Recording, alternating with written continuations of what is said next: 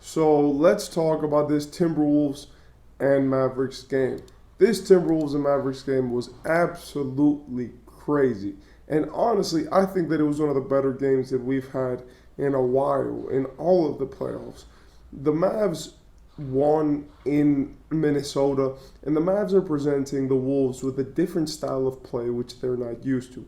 First, I want to say beforehand, shout out to Luka and shout out to Kyrie. They both played their butts off, and the biggest thing for them this game was that they both dropped 30, and they both had great assist numbers, combining for 12 assists. In my opinion, team is probably the one that poses the biggest threat to the Timberwolves. I think the Mavericks, and from what I saw this game, there is something very important about having the roster that they have, which makes defensively the Timberwolves less challenge. And this is what I spoke about in my last video. When I said that the Timberwolves are more skilled defensively than any other team in the league, in my opinion. I think they have everything. They have the shot blocker. They have the guy who can switch on to centers and but also stay at the rim. They have in the bench guys like Nas Reed. They have the perimeter guys, Jaden McDaniels and Mike Conley and all those guys. And I said that they are probably the best defensive team in the league. But the problem is that they are facing off against the best offensive team in the league, which is by far the Mavericks. The Mavericks are kind of offensively gifted in every way. They have shooters like Derrick Jones Jr., PJ Washington, Tim Hardaway, and Josh Green, which can hit open shots. They have guys who can drive to the rim like Derek Lively, Daniel Gafford, which, by the way, Daniel Gafford played terribly this game. And I want to say that I know that they won, but there were a lot of mistakes in the first quarter that he made, which he probably should have not been there. And a lot of these players have been so great, have been so consistent. And in my opinion, the Mavericks have the one thing which the Timberwolves can't. I've talked extensively about the Timberwolves and their roster, but I do think that in this game, the biggest problem was the fact that they could not abuse the Mavericks down low. For a team like Denver, Jokic doesn't want to bang that much. So you could pull Jokic out to the three-point line on a pick and roll, and then you could just abuse them inside because Aaron Gordon, as good as he is not very tall. And so it is harder for him to match up with centers when you could have him switch on to the guard positions or the wing positions for that matter. So you'll end up having Aaron Gordon or Michael Porter Jr. in the paint.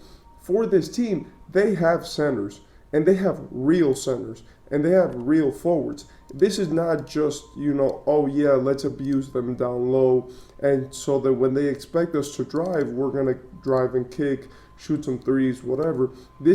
We cannot abuse this team the way that we did with the other. They have veteran, experienced centers which know how to play defense inside, and that's what I saw from the Timberwolves that they could not do. In my opinion, the biggest weakness in this game was the fact that Ant looked like he didn't want to go inside. He didn't want to take the contact. He didn't want to do anything. And this has been an apparent thing. Like, he hit a lot of threes, and most of his points were off three-pointers.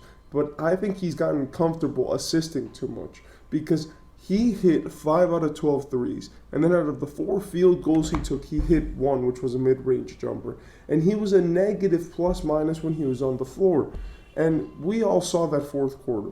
He was absolutely gassed. Hitting some big shots, yes, but absolutely gassed about having to guard Kyrie and Luka. And this is where the problem comes in. Focusing so much of your defensive attention on the guys around Kyrie and Luka made Kyrie and Luka be able to just completely abuse you guys in every way this game. Because Kyrie and Luka did not make a lot of threes. Like, Luka made 3 of them, but he took 10. That's a terrible percentage. That's 30%. That's pretty league average, and it's pretty bad. But where they were able to score most of their points was either getting fouled or going to the cup. And Kyrie scored 12 layups, and Luka scored 9 of them, or layups or mid ranges or floaters, but 2-pointers is what I'm talking about. So in this game, the biggest thing for the Timberwolves is you cannot let those two heat up, because as soon as they heat up, those guys can pass, those guys can kill you inside, those guys can shoot, those guys can kill you outside. And that is the why I say that they're the most offensively complete team in the league. They have guys, they have people who consistently get themselves in situations where they want to score, they want to have the ball, they want to put themselves in positions to win. And when you have championship guys like Kyrie on your team, it is going to be harder for a team which has never done that before to win. I do think that Minnesota has something with this roster which the Dallas Mavericks can't guard, which is they had a bad game this game, and they only lost by 3 points. So I think that that's a testament to how good Minnesota's defense and their way of playing is. But I think if they do not change what they've already done against the Nuggets, their new strategy needs to be more focused on stopping the big two from Dallas. Yes, PJ Washington could kill you for a game. Yes, Derrick Jones Jr. kills you for a game. But if Luka and Kyrie are killing you for 4 games, then you're going to lose the series. And that's just the reality, because those two guys will make the entire team better and not just themselves. I feel like it is an interesting statistic that the only 2 guys who had positive plus minuses were Kyrie and PJ Washington from the starting lineup of Dallas. And I also want to give a shout out to Derek Lively for having such a good game off the bench. You know, his rebounding was absolutely insane. So, what would be the takeaway from this game? It's first, make sure that you can guard Luka and Kyrie.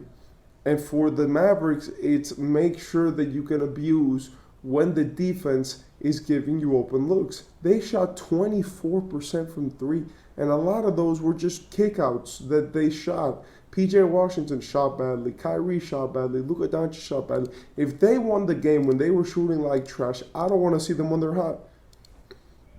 I don't want to see them when they're making every shot, and this is what I'm talking about. These guys are consistently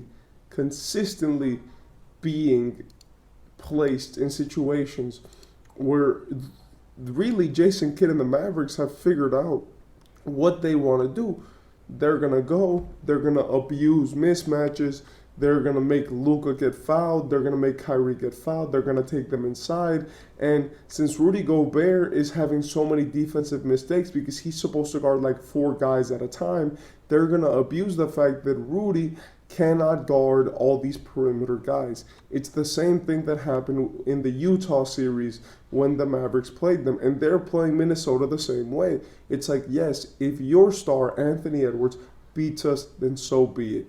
But Jesus Christ, it's going to take a valiant effort for you guys to be able to have this in your hands. Also, I think that going on that run in the fourth quarter by Dallas was a big catalyst as to why they won. Getting all of those looks and Minnesota having to respond, and always being on the decline.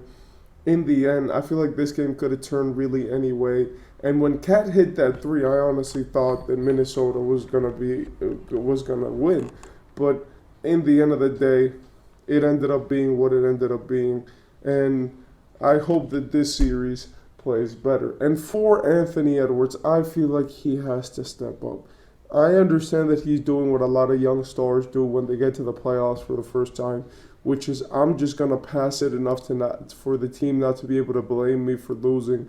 But you are the star. You are the guy who's supposed to carry this team places that it has never been. If you cannot put the shoulder down, if you cannot put your head down and say, this is my team, these are my guys, this is my roster, I'm gonna be the reason why we win this series, then maybe you just shouldn't be the star of the team and leave it up to Cat. Because Anthony Edwards, for the past 4 games in a series, has been either defending more than he's been scoring, or has been completely off in the sense that he's just been looking for ways to try to win, but not being the main catalyst in terms of scoring. and you need to fix that because the guys around you are not going to win the game for you. You're going to win it for them. So yeah, Anthony Edwards has to be better.